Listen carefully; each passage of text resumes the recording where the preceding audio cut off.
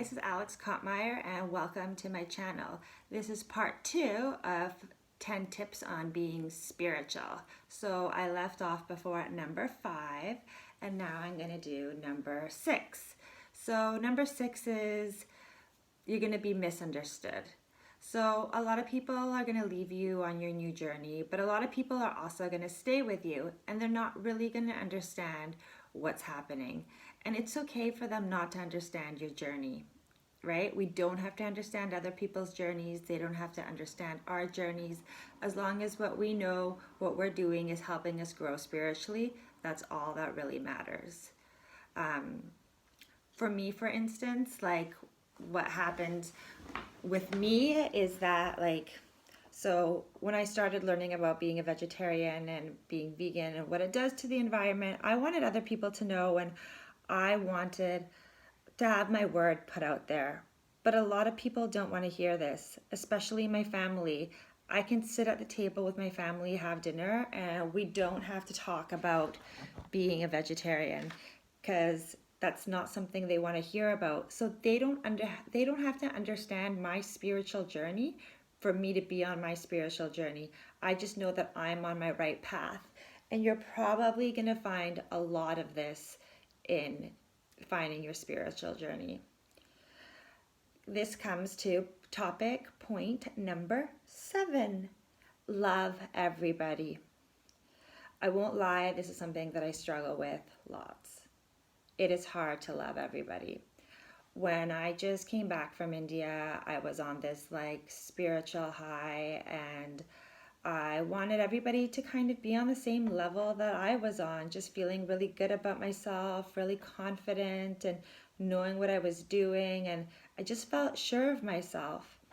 And when I came to Vancouver, British Columbia, Canada, this is where I'm from, I started going to a lot of yoga lessons over here and started immersing myself in the spiritual community.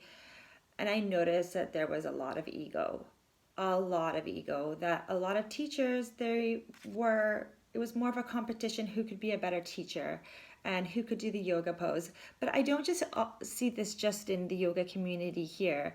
I also see it on Instagram, it's a whole, almost a snobbiness of who can be more spiritual, who if you really think about it, it's absolutely absurd. Please don't become one of these people. Don't judge other people for where they are. They are as far as they can be in this life's path. And it's part of who they are. So you're going to be judged and they're going to judge you. So try really, really hard not to judge other people. I know it's hard. Well, I find it really hard. Number 8, have a healthy relationship with your ego. So you may think that from a spiritual awakening, you're not going to have an ego. You're wrong. You will always have an ego. And an ego is really good for day-to-day stuff. Everybody has to have an ego. Even some of the gurus that are most withdrawn from their ego have spent years and years and years trying to get this way. So it's not going to happen to you overnight.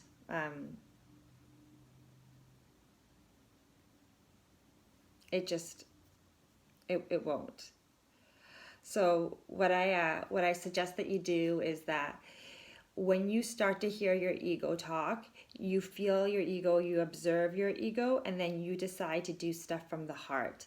So it's almost like the devil on one side and the angel on the other side. Just listen to them and then say, I'm going to do this from the heart, and everything goes from the heart.